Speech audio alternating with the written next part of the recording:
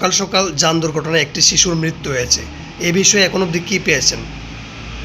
আজকে সকালে প্রায় 9:30টার দিকে আমাদের থানাতে একটা ইনফরমেশন আছে। ওই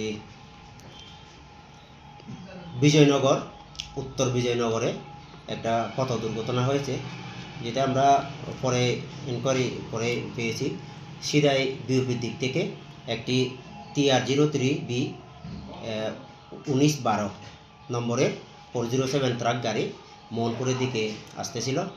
তখন ওই ঘটনাস্থলে আসলে পরে একটি 6 বছরের শিশু, যার নাম অলঙ্কিত সরকার, তাকে ধাক্কা মারে এবং ওই হেড ইঞ্জুরির পরে তাকে মোহনপুর হসপিটালে শিফট করা হয় এবং শিফট করার পরে ডাক্তার পরীক্ষা নিরীক্ষা করে হসপিটালে ওই ডেথ ডিক্লেয়ার করেন।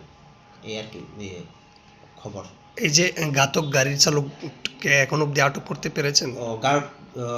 ঘাতক গাড়ি চালক ঘটনাস্থল থেকে ঘটনার পরে পালিয়ে গেছেন। আমরা চেষ্টা করছি তাকে আটক করার জন্য, এবং এই ব্যাপারে একটি আমরা ইনভেস্টিগেশন ট্রিটমেন্ট আমরা শুরু করেছি। পরবর্তীতে আমরা কেস রেজিস্টার করে পূর্ণাঙ্গ আমরা তদন্ত শুরু করব।